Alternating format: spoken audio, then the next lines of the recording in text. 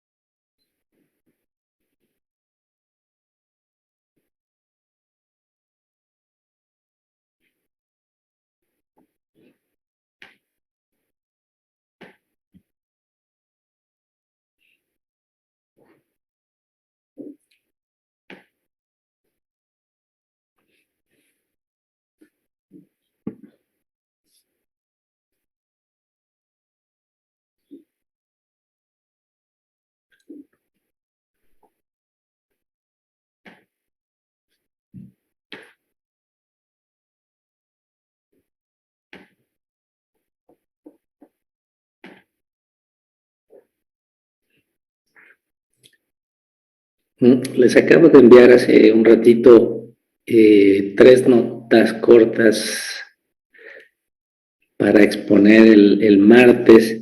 Ya están aquí presentes los del equipo que les toca exponer. Campos Mendoza, Manuel Emiliano, Padilla Ayala Héctor y Martínez Rosales Jorge. Ok. Sí, entonces, chequen su correo, una nota, son 3 notas sobre tráfico vesicular. Una es pues una nota de página y media sobre, es un comentario sobre el premio Nobel que les dije se otorgó en 2013 a 3 investigadores que hicieron contribuciones importantes para determinar los mecanismos moleculares involucrados en el tráfico vesicular. Perdón, uno de ellos trabajó mucho en levadura, fue que descubrió los genes SEC, de SEC24, SEC13, son genes secretorios, genes necesarios para una secreción normal. Otro trabajó mucho en el sistema nervioso, porque un número grande de neurotransmisores se libera, se almacena en vesículas y luego para liberarse, pues la vesícula se tiene que fusionar a la membrana plasmática y liberar así su contenido fuera. Entonces, los mecanismos, igual hay las snares que vimos, ¿no? Que son necesarias para la fusión de la vesícula con la membrana blanco y muchos detalles moleculares son similares. En el caso de los neurotransmisores, todo el proceso se desencadena cuando hay un aumento en la concentración de calcio intracelular. Entonces, el arribo, la llegada del potencial de acción a las terminales nerviosas abre canales de calcio sensibles, a voltaje y calcio extracelular entra a la célula y esto inicia el proceso de fusión de las vesículas. Y el tercer hombre no me acuerdo bien qué hizo, pero bueno, esa es una nota. Hay otra nota sobre la estructura de COP1, que ya no vimos nada de COP1. Salió un artículo hace poco donde usan microscopía electrónica, criomicroscopía para ver la estructura. Y este es nada más el comentario, no el artículo completo. Y estos comentarios pues siempre son más digeribles, más digeridos, más fáciles de leer. Y el tercero es un artículo completo, pero que tiene la modalidad que la primera página es una versión pequeña de todo el artículo. Entonces, digamos que la obligación es que se centren en esa primera página, pero si quieren usar figuras del artículo, pues mejor. Y recuerden que todos tiene que ser un resumen, y cuenta bastante para su calificación final, entonces no olviden enviármelo. Bueno, creo que ya estamos todos. Y si lo hacemos para el martes, mejor, porque así nos enciman dos temas. Hoy vamos a empezar a ver el tema de comunicación celular, y para que no pase mucho tiempo antes de que terminemos con este. Bueno, vamos a pasar la lista. Ávila López Tante. Presente, profesor. Perfecto, buenos días, gracias. Benítez Cardoso Efraín. Presente, buenos días. Buenos días. ¿Puedes prender tu cámara, Efraín? Todos prendan su cámara. Ah, está prendida, pero no te veo. ¿Quién sabe por qué pasa eso luego? A ver, di algo. Buenos días o algo así. Buenos días. Ahí estás, ya se activó y ya. Gracias. Campos Mendoza Manuel. Presente, buenos días. Buenos días. Creo que tú eres de los que les toca exponer, ¿no? Sí, el lunes. El martes. Ah, martes, sí, perdón. Martes, sí. Entonces ya les envié hace ratito los artículos para que ustedes mismos repártanselos. Sí, ya los vimos. Perfecto. Ah, perfecto. Ok, bueno, muy bien.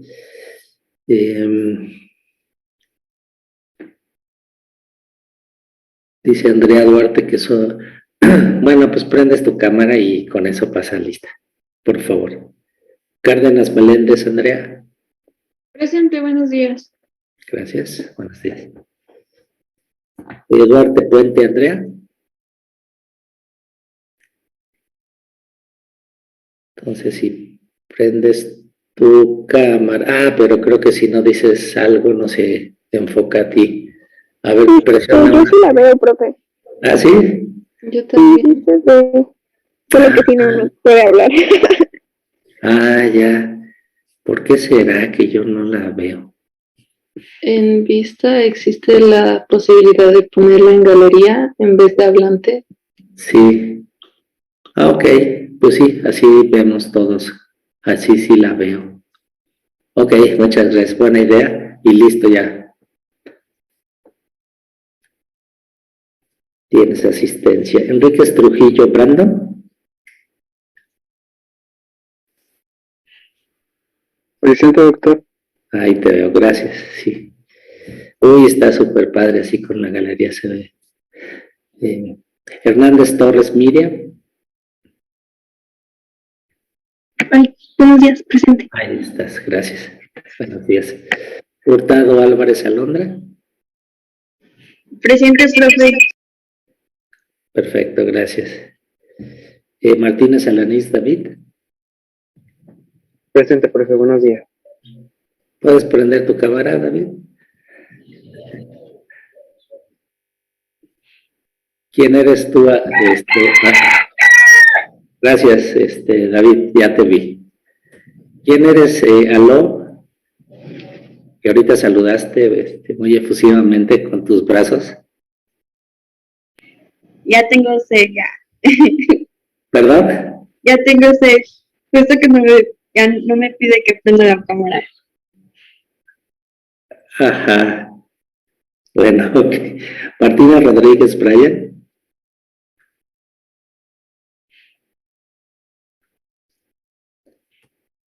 Martina, ¿sí estás? Ah, perfecto. Gracias. Listo, sí.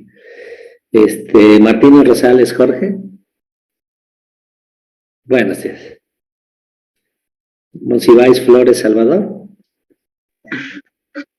Presente. Muy bien, muchas gracias. Olmedo Rodríguez Anaí.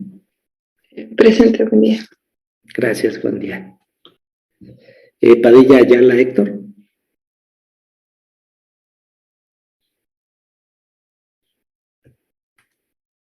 Quiroz Hernández Mitzi. Hola, doctor, presente. Hola, perfecto, sí. Tú nunca faltas, sí, no te veía. Gracias. Rodríguez Gallego Sergio. Presente. Perfecto, gracias. Rodríguez Palomo Valeria. Buen día. Perfecto, gracias. Ahorita los veo más chiquitos porque los tengo en galería, entonces. Servín Martínez Monserrat. Presente, profe. Gracias, ahí estás, ya te vi. Uresti Vanegas Valeria. Presente, profe. Gracias. Ya te vi. Vargas Arroyo Valeria. Presente, profe, buenos días. Buenos días. Zavala Rivera Areli. Presente, profe, buenos días. Perfecto, buenos días. Pues muchas gracias. Con eso cumplimos esa parte. Y ahora...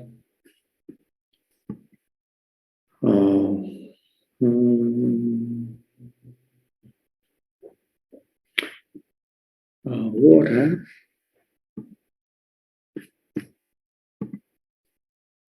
tengo que cerrar una presentación y dejar solo esta.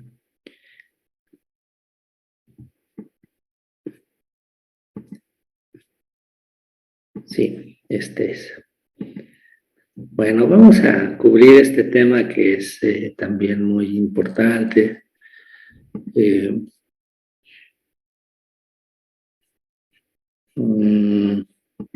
Que es el de comunicación intercelular o comunicación celular. Digamos que nosotros, los biólogos que ustedes conocen en el instituto que les damos clase, la mayoría de nosotros abordamos el estudio de lo que hacemos pues a nivel de células o de proteínas, no a otros niveles de organización. Pero es muy claro que aunque la unidad de la vida es la célula, pues una célula no existe aislada ni funciona de forma aislada, sino que es esencial que se comunique con otras células del mismo tejido o de otros tipos de tejido o inclusive de otros órganos en nosotros, digamos, estoy pensando. Entonces, de alguna manera es sencillo apreciar la importancia de la comunicación entre los diversos tipos celulares en un organismo multicelular.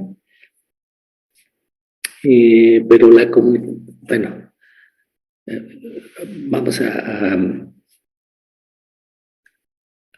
ver esto primero.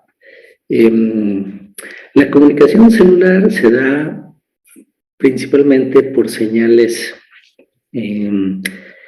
químicas que genera una célula y en general la libera al medio y está representada aquí por esta bolita roja. Esta es una molécula de señalización extracelular producida por una célula liberada al medio externo y es reconocida por un receptor en otra célula. Entonces este receptor está ahí, en este caso en la membrana plasmática, y al ser activado por el ligando, desencadena una serie de reacciones intracelulares, ¿no? En donde es una cascada de señalización, en donde una proteína se habla con la siguiente y la siguiente, ¿no? Y después de estos pasos intermedios, al final,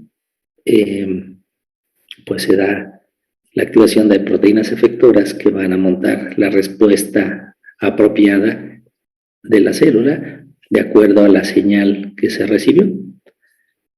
Puede ser una enzima del metabolismo, donde pues, se altera su función, cambia el metabolismo.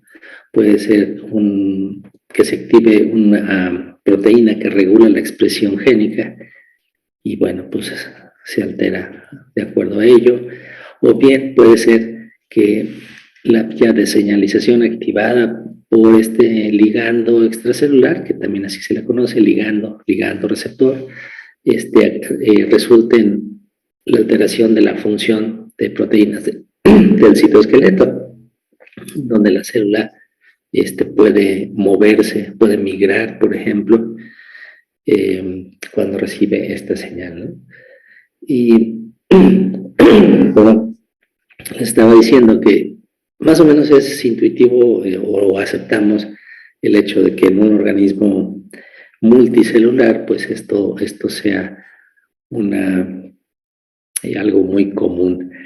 Pero inclusive en organismos unicelulares como la levadura Saccharomyces cerevisiae, hay una comunicación entre las células que permite, que es esencial para su fisiología. En general, las células de Saccharomyces son células haploides, es decir, tienen un conjunto de cromosomas, uno de cada uno, no como nosotros que somos diploides, tenemos una copia extra. Y generalmente las células viven así su ciclo de vida, así se multiplican en un medio ambiente apropiado. Pero bajo condiciones de estrés, estas células generan, cuando encuentran condiciones adversas en el medio en el que viven, generan, en este caso es un péptido que va a permitir la comunicación de unos individuos con otros. Aquí estamos hablando de, aunque las células son haploides y aparentemente indistinguibles unas de otras, hay dos poblaciones que al final terminan apareándose en condiciones extremas y se aparean para tener una reproducción sexual con el objetivo de generar variabilidad genética que aumente la posibilidad de enfrentar apropiadamente la condición adversa que se está experimentando en ese momento. Entonces, para la reproducción sexual, involucra recombinación del material genético de los dos organismos que se están apareando. Y la parte de señalización entra en el momento en que una de esas poblaciones celulares genera una señal, un péptido, y lo libera al medio, en donde activa un receptor en el otro tipo de células y viceversa. La segunda población genera otro péptido diferente que regresa a la primera célula, ¿no? O a la población en general, más bien. Las dos poblaciones se llaman MAT-A o MAT-alfa. MAT es de mating en inglés. Y las células MAT-alfa generan el péptido, el factor alfa, que va a tener su receptor en las otras células. Y las otras células se llaman MAT-A, secretan un péptido que se llama factor A. En todo caso, unas células producen un péptido, lo liberan, y las otras células tienen un receptor apropiado que lo une y se activa y desencadena una serie de reacciones intracelulares que acaba arrestando las células en el ciclo celular y induciendo este crecimiento polarizado en donde se genera esta prolongación. En inglés se llama SHMU, y estas células acaban apareándose unas con otras, ¿no? Del sexo opuesto, vamos. Entonces esa prolongación se une, se fusionan las membranas, se genera una célula diploide y a partir de ahí ocurre la meiosis y se genera variabilidad genética con la esperanza de que alguna de las células de la progenie esté más capacitada para enfrentar esa situación adversa. Entonces, aún en organismos unicelulares, pues la comunicación intercelular cumple un papel fundamental. La gran mayoría de las señales son compuestos químicos pequeños, la mayoría son péptidos, proteínas pequeñas, representado aquí por esta barrita roja, que tienen sus receptores en la membrana plasmática de la célula blanco. Entonces esta especie de resortera verde representa el receptor. No es tan descabellada la representación, o sea, el receptor forma a nivel molecular una cavidad física donde embona la molécula, el ligando, vamos a llamar esta molécula de señalización, eso es el ligando de este receptor. Y bueno, estas moléculas son hidrofílicas, esto quiere decir que aman el agua, están contentas en el agua, o tienen cargas parciales o totales de algún tipo, positiva o negativa, no importa. Estas moléculas son solubles en agua, pero la membrana plasmática, que está constituida, ya vimos, por los lípidos, por una bicapa lipídica, pues funciona como una barrera para este ligando, y el ligando no puede entrar a la célula, ¿no? La gran mayoría de los receptores son de este tipo, se encuentran en la superficie de la célula, allí reciben la señal no es invitada a pasar al interior de la célula. Cuando el receptor se activa, pues desencadena la generación de otras moléculas de señalización dentro de la célula, que muchas veces llamamos segundos mensajeros. Entonces, el primer mensajero es el mensajero que viene de otra célula, que se queda afuera, y el segundo mensajero se va a generar dentro de la célula como consecuencia de la activación del receptor. Ahora, también hay, claro, moléculas de señalización que son altamente hidrofóbicas y son pequeñas, y estas dos características les proveen con la capacidad de penetrar la barrera de la membrana plasmática para activar receptores que se localizan ya sea en el citoplasma de la célula o en el núcleo, como es el caso de este ejemplo que están viendo. Entonces la bola azul representa el núcleo, dentro del núcleo tenemos al receptor verde y esta molécula de señalización pequeña e hidrofóbica cruza la membrana plasmática, cruza la membrana nuclear, ¿se acuerdan? Es una doble membrana nuclear, y activa a ese receptor. Entonces, estas moléculas hidrofóbicas pues no son muy estables en el agua, por definición, ¿verdad? Entonces, generalmente se asocian con proteínas acarreadoras para transportarse hasta su destino, ¿no? Y honestamente yo no me explico cómo funciona bien el sistema, porque esta proteína acarreadora no se separa de su ligando en cualquier parte de nuestro cuerpo, por ejemplo, sino tiene que ser ya, pues, prácticamente tocando a la célula blanco, ¿no? Básicamente la pregunta es cómo reconoce este complejo la célula blanco para ahí separarse el ligando de la proteína. Es algo interesante. También hay señales o moléculas de señalización que se quedan unidas a la membrana de la célula que la produjo. La célula que está iniciando la señalización produce la molécula. En general, pues aquí estamos hablando de proteínas o péptidos pequeños, o péptidos, vamos, proteínas pequeñas, y se insertan en la membrana.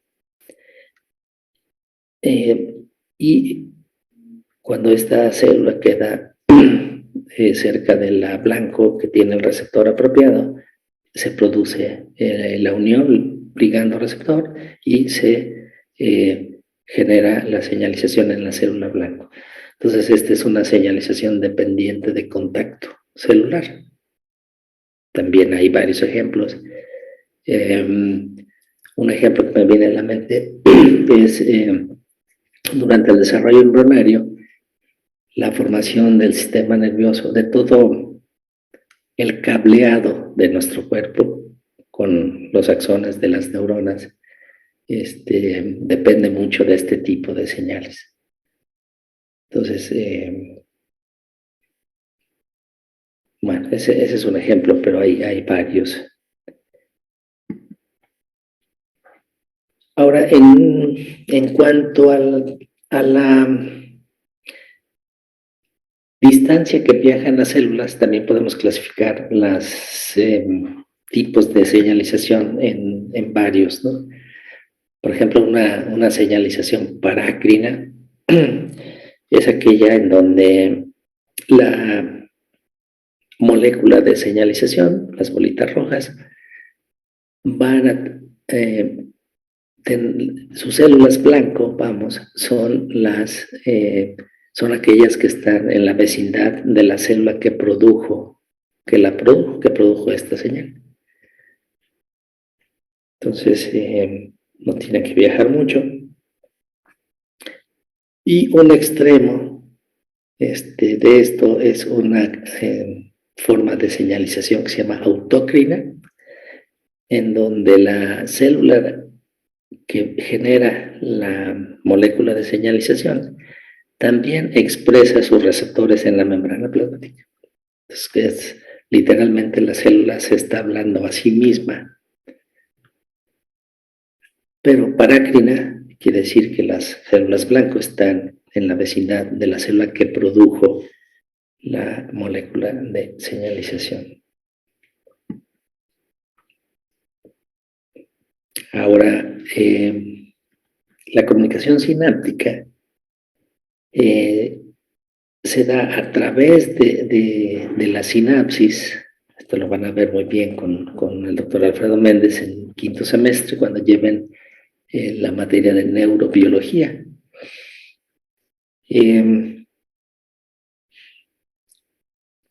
Podemos funcionar gracias a que unas neuronas se comunican con otras, y lo hacen de forma muy efectiva a través de una estructura especializada que llamamos sinapsis. Se ha estudiado con microscopía electrónica funcionalmente, es una maravilla, ¿no? En esta estructura, una neurona pues básicamente queda en la vecindad de la célula blanco. El espacio sináptico es realmente pequeño. La célula presináptica es la que produce el neurotransmisor, lo libera al espacio sináptico, y la membrana que está enfrente tiene los receptores apropiados.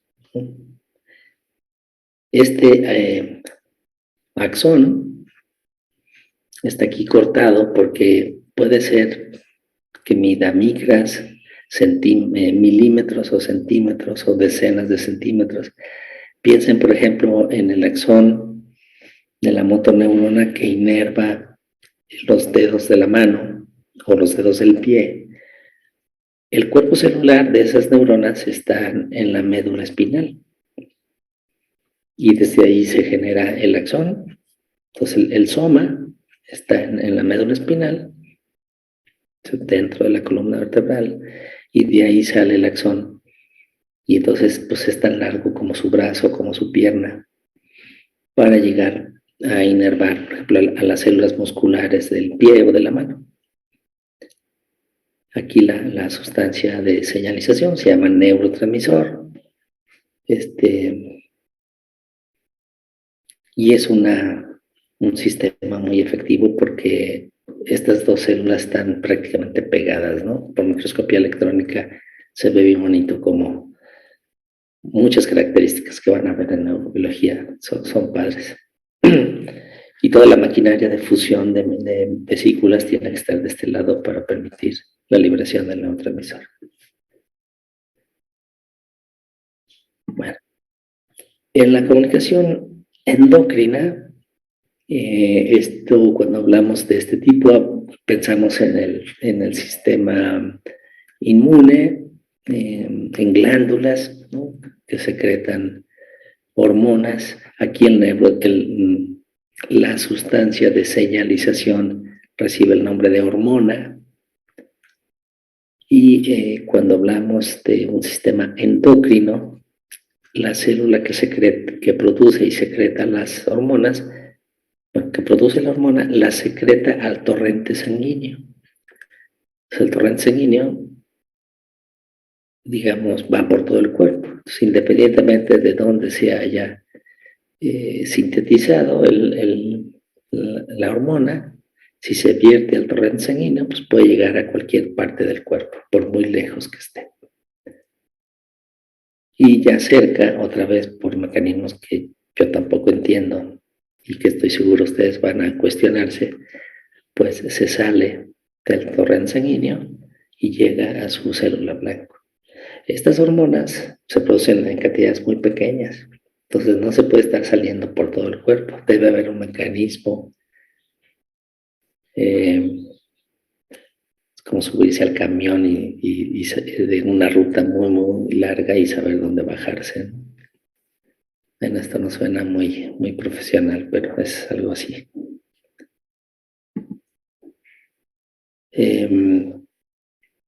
Este sistema de comunicación pues es un poco lento, ¿no? Porque pues se tienen que producir las diferentes células que producen hormonas, y son 3 células distintas. A veces producen 3 hormonas diferentes, una redonda, una poligonal y una cuadrada. Se meten al torrente sanguíneo y de ahí van viajando. Eventualmente, cada una de estas hormonas va a activar un receptor diferente. O sea, aquí el receptor verde tiene forma diferente en las células blanco, ¿no?, que pueden estar muy lejos. Y la comunicación sináptica, por otro lado, pues es muy precisa porque el mensajero prácticamente se libera a domicilio, justo enfrente de la célula que tiene que recibir el mensaje. Todas las proteínas obviamente se hacen acá en el núcleo, el retículo endoplásmico, y luego hay un transporte por vesículas justamente de ahí hasta la terminal nerviosa. Cada neurona tiene un solo axón, pero ya en algún momento se puede bifurcar para generar, para inervar más de una célula. Pero finalmente el neurotransmisor pues es liberado justo a domicilio, enfrente. Entonces esto hace que sea muy, muy rápido, muy preciso, y se va a liberar el neurotransmisor.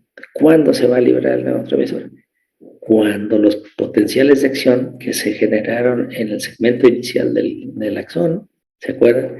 Ahí va a haber muchos canales de sodio sensibles a voltaje, pues integren las señales que se reciben, se dispara el potencial de acción y ese viaja. En general son trenes de potenciales de acción, no es uno solo, viajan por todo el axón. Cuando llegan a la terminal nerviosa, la despolarización, el potencial de acción es una despolarización. Vamos a ver más adelante en el curso. Abre canales de calcio sensibles a voltaje, y el calcio que hay toneladas afuera, digamos toneladas, quiero decir 2 milimolar, pero adentro hay picomolar.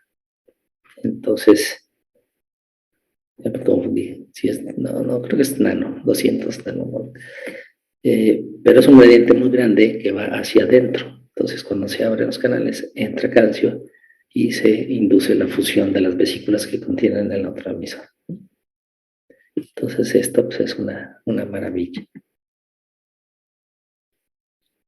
También hay estas comunicaciones, pues son en realidad canales iónicos, las gap junctions o uniones en hendidura.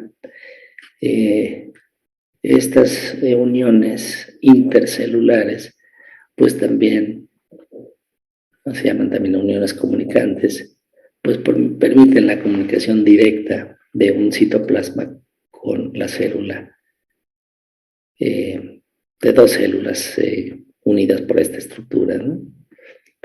Esta Cap8 tiene como dos partes.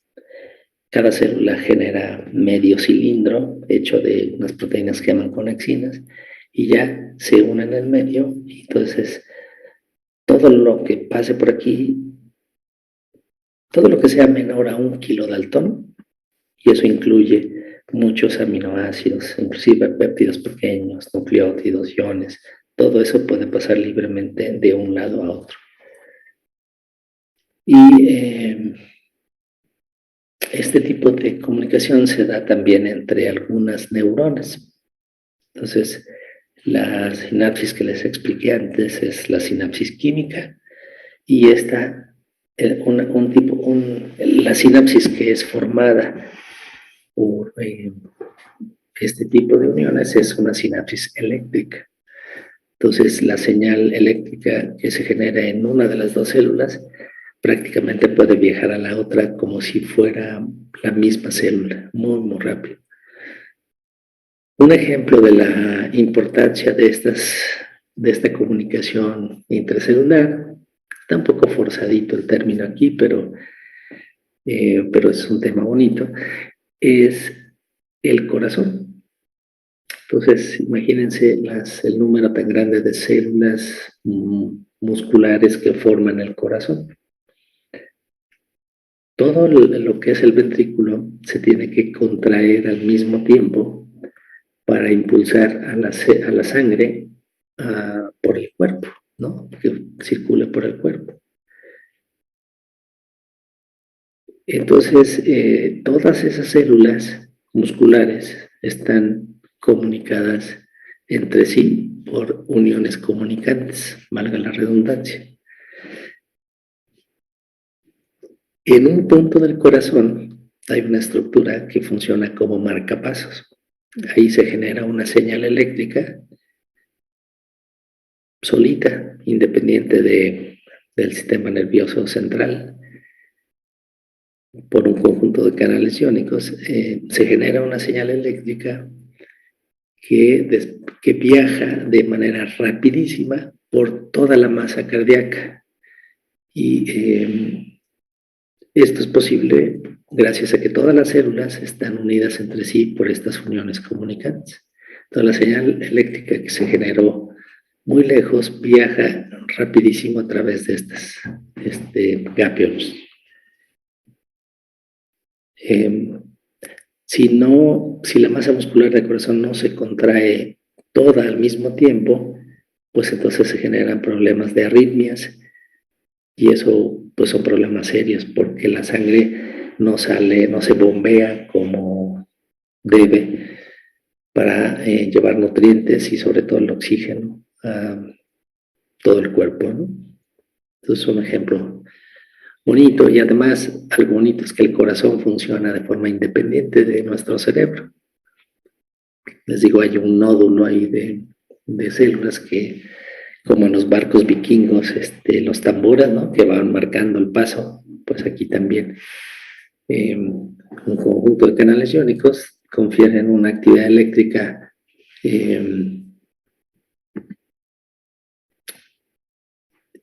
apropiada para que el corazón se contraiga.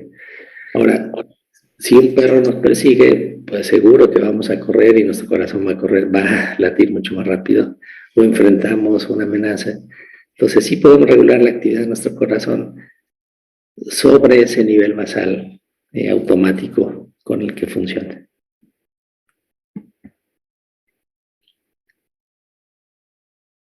Bueno, una célula recibe muchas señales. Algunas son simplemente para que la célula sobreviva. Otras señales sobre de esas que permiten la sobrevivencia señalizan que la célula crezca y se divida. Nuestras células, si no tenemos estas señales que nos indican que crezca y se divida, no lo van a hacer. Una célula que puede vivir, porque tiene estas señales ABC, también puede recibir señales FG que le dicen que se diferencie. Entonces ya deja de proliferar y se diferencia. Las células musculares, por ejemplo, son para que se genere una célula diferenciada, se tienen que fusionar varias células originales para formar una célula única con varios núcleos. Son células multinucleadas, muy largas, por eso se llaman fibras musculares. Y esas células diferenciadas, las células musculares, las neuronas, ya no proliferan. Ahora, una célula también puede recibir señales que le indican que se muera, que se sacrifique. Y entonces la célula se muere, muy obediente. Hay unos experimentos muy bonitos de sobrevivencia. Toda la masa muscular que tenemos, bueno, hay algunos que no tenemos mucha, pero todos tenemos algo en los brazos, en las piernas. Pues no es nada si no está inervado. No es como el corazón, que sí se puede contraer de forma automática del sistema nervioso. El músculo esquelético, que es el que nos recubre por fuera, no se contrae si no hay una orden del axón. La neurona o el cuerpo celular está en el asta ventral de la médula espinal, dentro de la columna vertebral. Y de ahí sale el axón. Y cada célula muscular que tenemos está inervada, tiene un contacto de uno de estos axones. Pues resulta que durante el desarrollo hubo gente que se dio cuenta que, digamos, el desarrollo es muy plástico, embrionario, y al final se ajusta muy bien el número de neuronas con el número de células musculares. Pero al principio se genera un exceso de ambas para permitir el ajuste apropiado. Y eventualmente las células musculares que no se conecten con una neurona se van a morir. Y son experimentos bonitos porque, perdón. Ay, disculpen. Una señora que se llamaba Rita Levi Montalcini hizo experimentos aumentando la masa muscular en la periferia, y esto hacía que el número de neuronas en la médula espinal se aumentara dramáticamente. Entonces, durante el desarrollo embrionario se producen mucho más neuronas de las que van a quedar en el adulto. Entonces se mueren muchas, y se mueren todas aquellas que no se utilizaron. Pero si hay un blanco muscular fuera que requiera de su acción, entonces vive. Son experimentos muy claros y bonitos. Bueno, pues ya hablé. ¿No tienen alguna pregunta, comentario?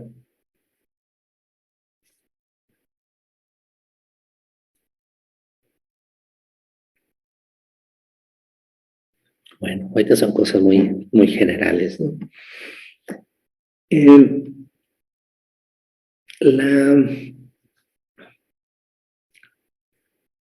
La comunicación entre una motoneurona y las células musculares utiliza esta sustancia que se llama aceticolina.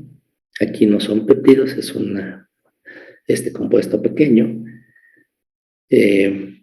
Las células que utilizan aceticolina como neurotransmisor, como molécula de señalización, tienen la maquinaria enzimática para hacerla. Y ahorita les voy a platicar un poquito de la complicación de la señalización o más bien de principios generales. Entonces, esta aceticolina es muy importante. En el corazón, las células justamente del marcapasos del corazón tienen un receptor que tiene 7 cruces transmembranales. Esto ya lo delata como un receptor acoplado a proteínas G, se llama receptor muscarínico, que tiene la capacidad de reconocer a la aceticolina.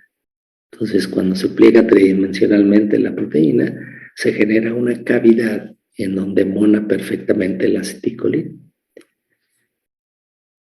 Y cuando se une a su receptor, la frecuencia cardíaca disminuye. Acá arriba era 1 y aquí ya hay menos. Había 4, ahora hay 3. Disminuye la frecuencia y también la fuerza de contracción del corazón. Estamos relajados, estamos meditando, qué sé yo. Es justo lo opuesto a que nos corre un perro, sintamos una amenaza. Ahora, este mismo mensajero, activando el mismo tipo de receptor muscarínico en las células glandulares de la saliva, pues van a hacer que la célula produzca saliva, pues que se libere la saliva que se almacenaba en gránulos. Estos gránulos se fusionen con la membrana plasmática y liberen al exterior su contenido. Entonces se dan cuenta de lo bonito, o sea, son 2 respuestas, la contracción muscular que mencionábamos acá y la secreción de saliva, pues son 2 funciones que pensaría uno se regulan de forma completamente independiente o diferente, ¿no? De forma diferente. Pero aquí es el mismo ligando, el mismo mensajero y activando el mismo receptor, pero produciendo una respuesta celular completamente diferente. Y les decía que esta aceticolina también es el neurotransmisor que va a hacer que se contraigan las células del músculo esquelético. Recuerden, el músculo esquelético es todo el que recubre nuestro esqueleto. O sea, todo nuestro recubrimiento externo, todo es músculo esquelético, ¿no? Y en las células musculares existe un receptor a la aceticolina. Aquí están 2 bolitas de aceticolina, se pegan muy bonito. Pero esta proteína no tiene nada que ver con la anterior de 7 cruces transmembranales. Son 2 proteínas completamente diferentes que lo único que tienen en común es la capacidad de formar una cavidad que acomoda bien a la aceticolina. Este receptor que se encuentra en las células musculares se conoce como receptor nicotínico, debido a que un agonista de este receptor es la nicotina. Entonces, por agonista entendemos que se trata de un compuesto que se pega en el mismo sitio y que tiene el mismo efecto que el ligando original. ¿Sí? Entonces, podemos decir que la nicotina es un agonista de la aceticolina en las células musculares esqueléticas. Por otra parte, es decir, aquí, si ponemos nicotina, vamos a generar el mismo efecto que si ponemos aceticolina, que es la contracción muscular. Aquí el músculo está contraído comparado con arriba, está más chiquito.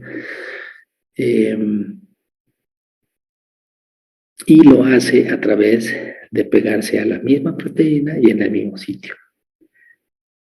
Si ponemos nicotina al corazón o a las células, a las glandulares, no pasa nada. Entonces, la nicotina no es capaz de pegarse a este receptor ni al otro del que regula en el corazón. Pero los investigadores siempre son curiosos y eventualmente descubrieron una sustancia que se llama muscarina, que es un agonista de este receptor. Entonces, si ustedes pusieran aquí muscarina, verían exactamente el mismo efecto que si adicionan acetícola. Y si aquí ponen muscarina, pues se va a producir saliva, porque el receptor que lo une es el mismo que acá en el corazón. Pero si ponen muscarina en el músculo esquelético, no pasa nada. La muscarina no es un agonista del receptor nicotínico. Y así como la farmacología nos permite diferenciar o identificar agonistas, también nos permite identificar antagonistas. Entonces, hay compuestos que se pegan al mismo sitio, pero que no activan al receptor, pero hacen mosca e impiden que el ligando original se pegue y haga su función. Entonces, por eso interfiere con la función del receptor original. Estos son antagonistas competitivos, pero también hay antagonistas que se pegan, se llaman alostéricos, que se pegan en otro sitio de la proteína, o no competitivos, y impiden que la proteína se mueva como debe para hacer su función. Al final, si un antagonista de cualquier clase está pegado a la proteína, a una proteína, pues va a impedir que esta proteína se active. ¿No hay preguntas?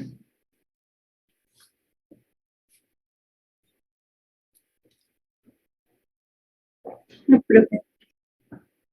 Muy bien.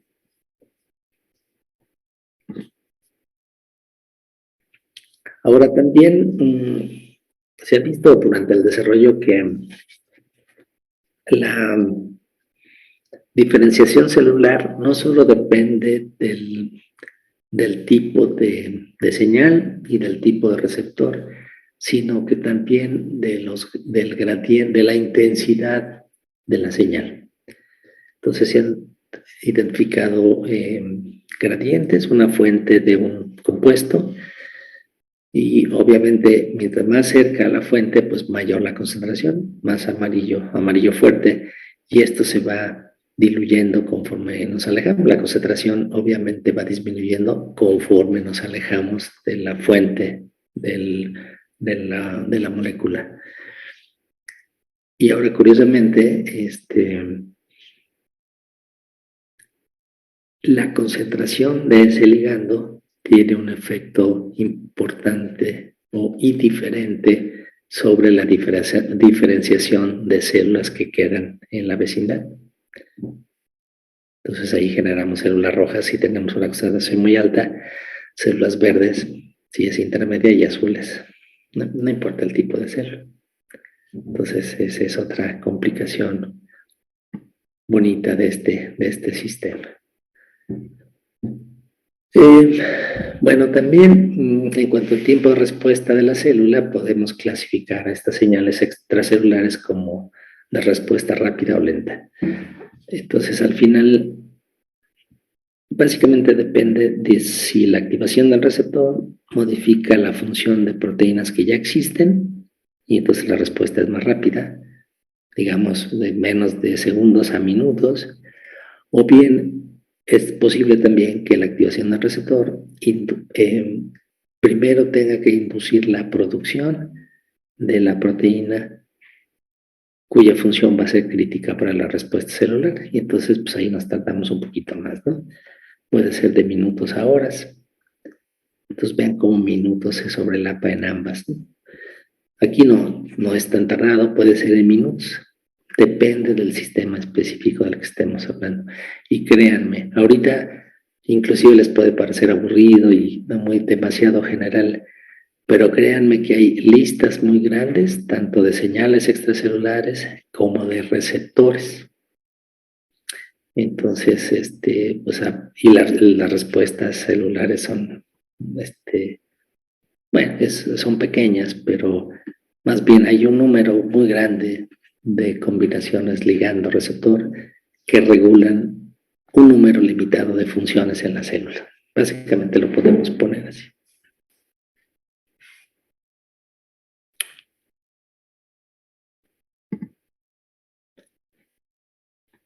Ahora, otra característica importante de la comunicación intercelular es que las células que cambian inicialmente su conducta o que responden a una señal, lo dejan de hacer muy rápidamente. Si realmente son pulsos de respuesta, la respuesta se observa por un tiempo corto. Y se han descrito numerosos mecanismos para explicar por qué las células que originalmente respondían a una señal dejan de hacerlo muy pronto. Esto podría ser parecido cuando ustedes entran a un cuarto y sienten un olor fuerte de lo que sea, agradable, desagradable, no importa. Pero si se quedan ahí un ratito, como que ya se va disminuyendo la intensidad de ese olor y llega un momento que no sienten nada, ¿no? No huele a nada. Es algo parecido. O sea, aquí la adición de un ligando a una célula desencadena una respuesta fuerte, pero rápidamente la célula deja de responder. En cuanto a los mecanismos de cómo ocurre esto, se han descrito varios. Entonces, el primero es que cuando un receptor se activa porque se le pegó su ligando, la bolita roja, acá no está en estado inactivo, se le pega al ligando, se activa, y en ese estado es activo y va a señalizar hacia el interior, pero muy rápidamente se va a internalizar. ¿Se acuerdan? Hablamos de la formación de vesículas de clatrina. Si hablamos de vesículas generadas de la membrana plasmática, tiene que ser recubiertas de clatrina y esa vesícula va a endocitar al receptor en una vesícula y luego esa vesícula se va a fusionar con el endosoma temprano y de ahí se disocia el ligando del receptor y el receptor se recicla, se regresa nuevamente a la membrana plasmática. Entonces todas las moléculas sufren, no sufren, pasan por estos ciclos varias veces. Entonces la idea es que como el ligando está afuera, si nosotros lo retiramos de la membrana, pues ya no va a quedar expuesto. O eso se pensaba originalmente. Y después se descubrió que el receptor, aún endocitado, seguía señalizando dentro de la célula. Entonces es algo muy curioso. No se enseñaba cuando yo estudié, pero es muy interesante, ¿no? Que aún el receptor estando en vesículas internas y ahí siga generando una señal intracelular. Y bueno, pues hay mucha gente que estudia esto.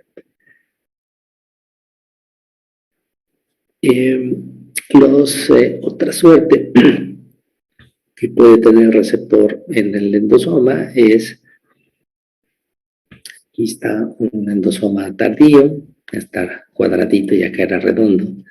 Si se regresa a la membrana, tiene que ser en el endosoma temprano.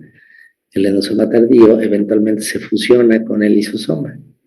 Y entonces, lo que era la resorterita verde que representa el receptor, pues acabó en 1000 pedazos verdes, ¿no? Y aquí el ligando también. Entonces, se puede degradar. Otro mecanismo de inactivación, posiblemente que ocurre antes de la endocitosis, Y acuérdense, hay un montón de receptores y de ligandos. Entonces, a lo mejor para uno, un mecanismo es más importante que otro. Hay ocasiones en las que la activación del receptor pues desencadena una serie de eventos que termina inactivándolo, termina con la inactivación del propio receptor. ¿Sí? Entonces, un ejemplo es la activación de un tipo de proteína sinasa que acaba fosforilando al receptor y eso hace que se peguen unas proteínas que llaman beta-arrestinas en los receptores acoplados a proteínas G. Y cuando está pegada la beta, para que se pegue la beta-arrestina, el receptor tiene que estar fosforilado. Y el receptor no se fosforila si primero no se activa. Entonces la activación del receptor desencadena una serie de eventos que eventualmente activa a la proteína sinasa que lo va a acabar fosforilando y a bloquear esta vía. Y ese bloqueo puede ocurrir no en el receptor, sino en una proteína de señalización. Le llamamos río abajo o downstream en inglés de este receptor. Y bueno, también se puede producir una proteína inhibidora. Pero este es un principio general en los temas de transducción de señales o señalización intracelular. Las células responden a una señal solo por un periodo breve de tiempo y después dejan de hacerlo, y hay mecanismos moleculares interesantes que explican esta desensibilización. Antes eran sensibles y después dejan de serlo. Se dice que se desensibiliza.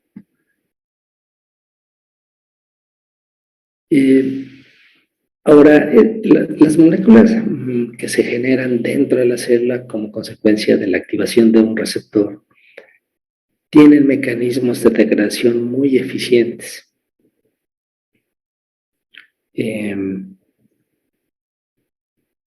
Recuerdo mis viejas clases de neurobiología, un criterio para que un compuesto se califique como neurotransmisor, un criterio imprescindible es que se identifique un mecanismo de destrucción de esa señal. Entonces todos las células tienen mecanismos eficaces para destruir un segundo mensajero, es decir, aquella molécula que se genera como consecuencia de la activación del receptor de un primer mensajero, entendiéndose el primer mensajero como la molécula que viene, la molécula de señalización que viene de otra célula. Aquí se ilustra cómo cambia la concentración de una molécula cuando la velocidad de síntesis se ha disminuido por un factor de 10 y compara diferentes cada curva tiene una vida media o es el tiempo que tarda en destruirse una molécula. Obviamente si tarda muchísimo en destruirse, 200 minutos, pues no importa que cambiemos la síntesis de esa molécula por un factor de 10.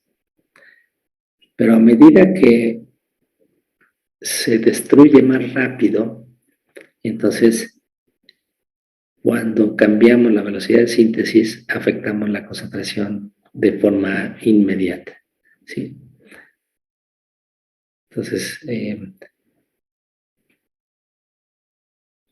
un compuesto que tiene que se destruye muy rápidamente, que es la roja, si nosotros disminuimos su síntesis, pues rápidamente deja de haber ese compuesto en la célula. Y entonces sí, efectivamente las señales son eso, son moléculas que existen por un periodo breve de tiempo, estimulan a la célula en esa ventana y después regresamos al estado basal. Acá a la derecha es lo opuesto, Se ilustra cómo cambia la concentración cuando se aumenta por un factor de 10. En fin, bueno. Entonces, las moléculas intracelulares de señalización se producen rápidamente y se destruyen rápidamente. Básicamente ese es el mensaje, en general. Bueno.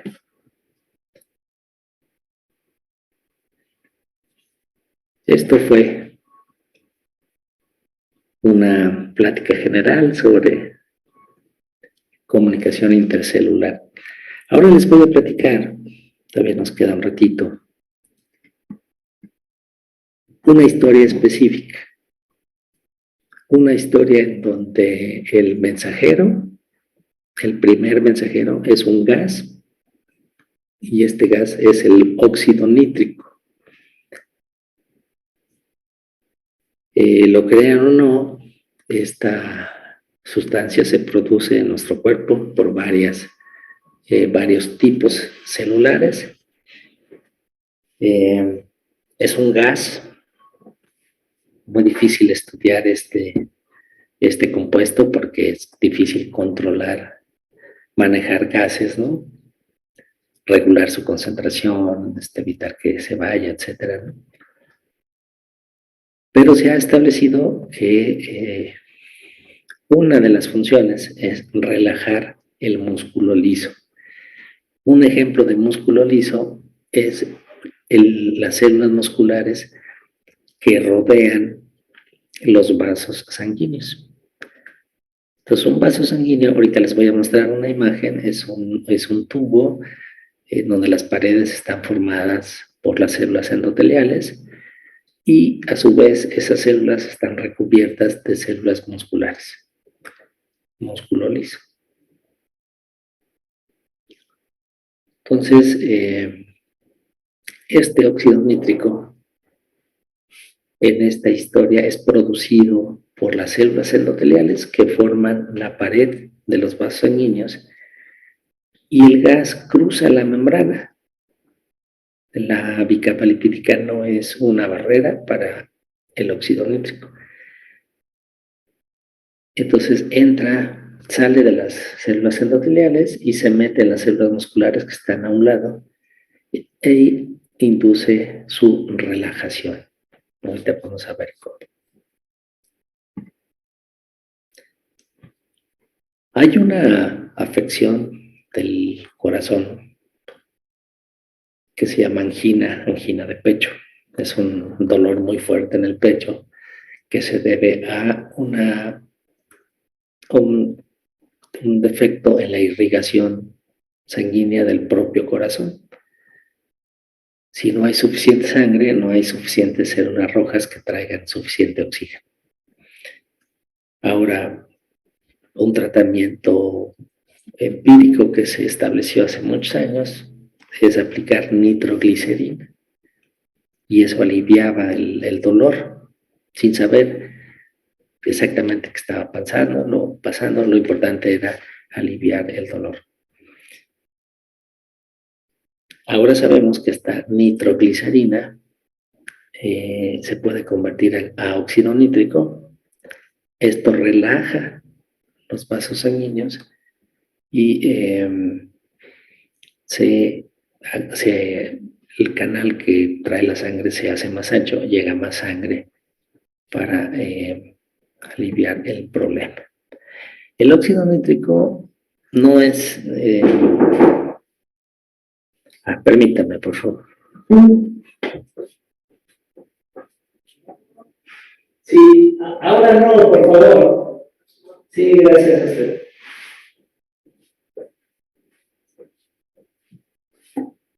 El óxido nítrico es un mensajero que se utiliza en otras partes del cuerpo.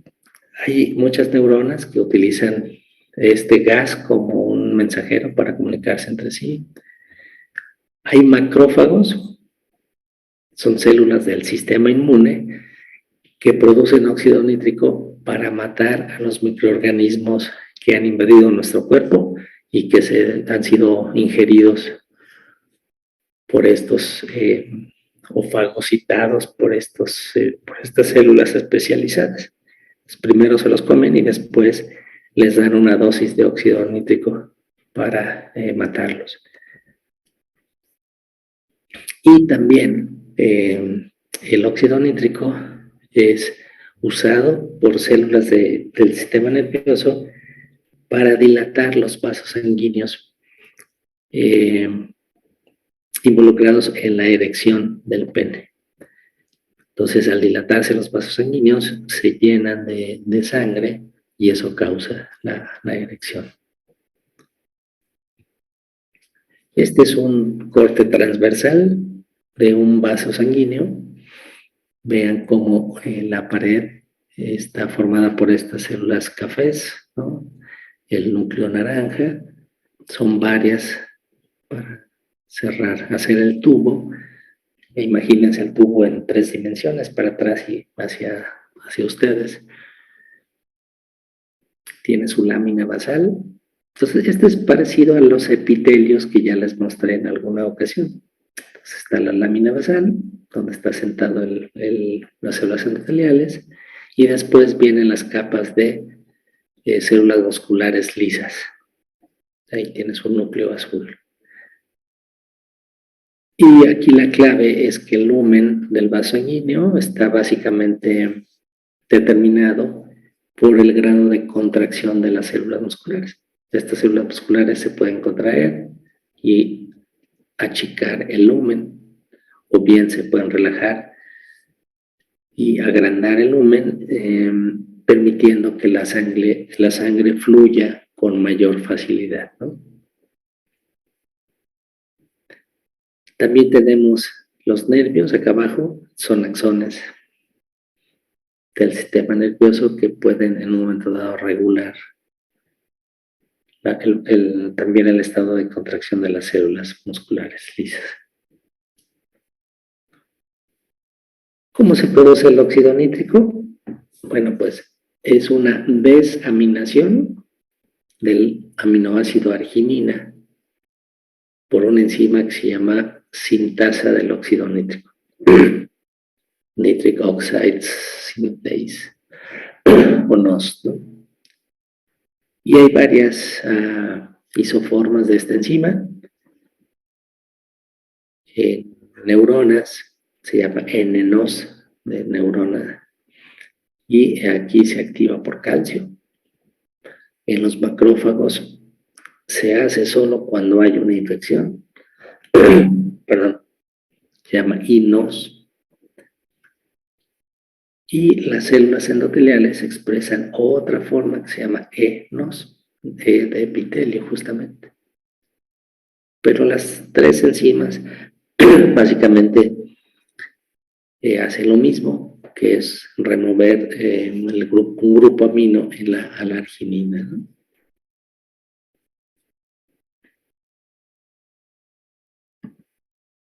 Bueno, pues básicamente aquí está la historia completa. Tenemos a la célula endotelial a la izquierda, la arginina es el precursor, la enzima va a desaminarla, producir el óxido nítrico que cruza la membrana plasmática de la célula endotelial y difunde hacia las células musculares lisas, vecinas. Y aquí viene el truco. Lo que hace el óxido nítrico es unirse a una enzima que se llama guanilato ciclasa. Seguramente han oído hablar de la adenilato ciclasa. Pues cuando es guanina, pues es guanilato ciclasa. Esta enzima utiliza GTP y genera GMP cíclico. Entonces, de 3 fosfatos ahora nos queda un monofosfato o nos queda uno solo y se libera pirofosfato. Este GMP cíclico es el compuesto, el segundo mensajero que es capaz de relajar a la célula muscular. Vean cómo está aquí contraída, cuadradita, chiquita, y aquí ya se relajó. Pero entonces lo que hace el óxido nítrico no es relajar directamente, sino es pegarse a una enzima y aumentar su actividad. Y esa enzima es la guanilactociclasa.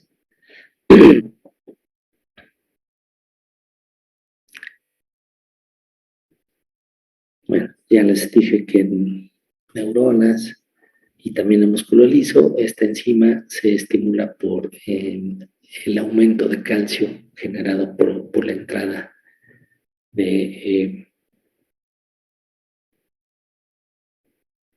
inducida por alguna fuente externa, ¿no? Entonces, esta célula endotelial, su función es regulada por una terminal nerviosa, finalmente. Ven, aquí está la aceticolina, que es un neurotransmisor que les presenté el día de hoy. La terminal nerviosa libera la aceticolina, se activa el receptor correspondiente, esto lleva a la activación de la enzima que hace el óxido nítrico y el resto ya pasa como les dije. Este óxido nítrico tiene una vida media como de 5 a 10 segundos solamente.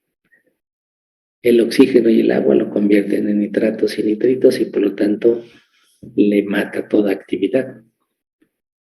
Bueno, pero esa vida media tan corta permite que el sistema funcione perfectamente. ¿Alguna pregunta? Pero aquí entonces la molécula clave es el GMP cíclico. Si ustedes por algún otro mecanismo aumentan los niveles de GMP cíclico, pues entonces van a tener el mismo efecto de relajar a la célula muscular.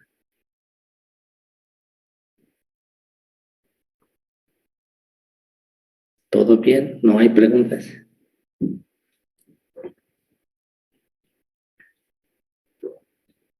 Esta es una pregunta de examen, entonces espero que sí les vaya quedando bien. Entonces el óxido nítrico se une en el sitio activo de la guanilactociclasa, en donde hay un fierro, hay fierro en el sitio activo, y a ese fierro es al que se le pega el óxido nítrico. Ya les dije que la guanilactociclasa es la enzima que sintetiza GMP cíclico a partir de GTP. Ahora, regresando a la regla general de que todos los mensajeros deben tener un sistema muy efectivo de degradación, pues este no es la excepción. Y el GMP cíclico es degradado por una enzima que se llama fosfodiesterasa. Generalmente se llama fosfodiesterasa del GMP cíclico.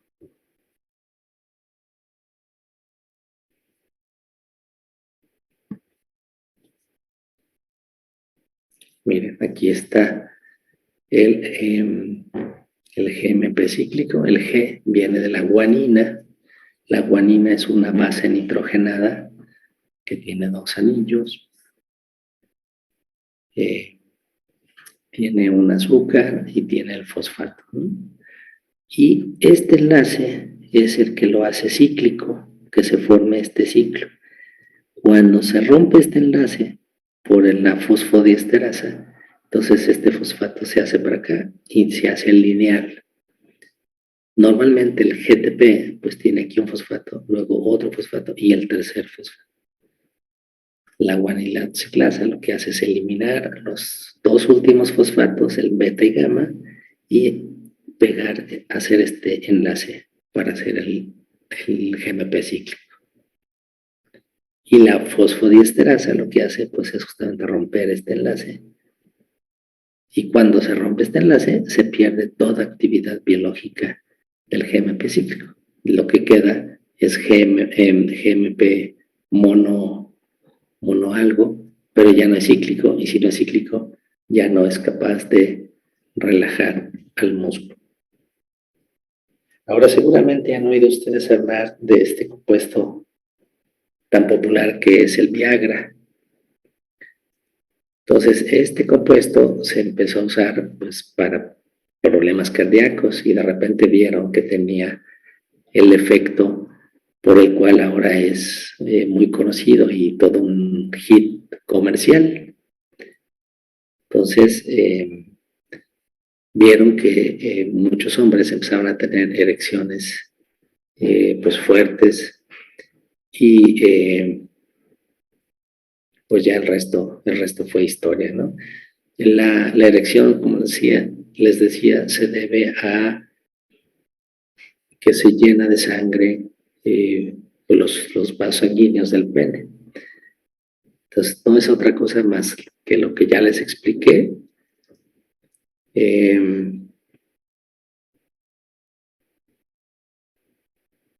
Ahora, el Viagra no genera, no estimula la producción del GMP cíclico. Acá en el título les puse, las invertí, es GMP cíclico. Lo que hace este compuesto es inhibir a la fosfodiesterasa tipo 5, PDE5, que destruye al GMP cíclico. Entonces, les he explicado, les he dicho repetidamente que la destrucción de un segundo mensajero es un componente esencial para que el sistema funcione bien. Lo que hace el Viagra es inhibir ese paso. Inhibe a la enzima, en este caso, inhibe a la enzima que destruye al GMP cíclico. Entonces, les puse abajo esa frase de explicarlo porque, digamos, el GMP cíclico se debe producir por la vía natural que siempre se produce, ¿no? Con caricias y demás, juego erótico, pero eso va teniendo un compuesto acumulativo porque el brazo que normalmente se encarga de destruir el segundo mensajero está bloqueado por este compuesto. Bueno, pues espero. Es una historia interesante, ¿no? Desde el gas, cómo un gas puede usarse como un mensajero intercelular por nuestras células, y luego el descubrimiento de este azaroso, de este compuesto, ¿no? Que tiene, pues ahora es un negocio internacional fuertísimo. Bueno, pues no sé si tengan alguna pregunta, comentario. Ahora sí ya se nos acabó el tiempo. Era el NO. Debe ser el nitric oxide, el óxido nítrico. Perdón. Ah, ya, gracias.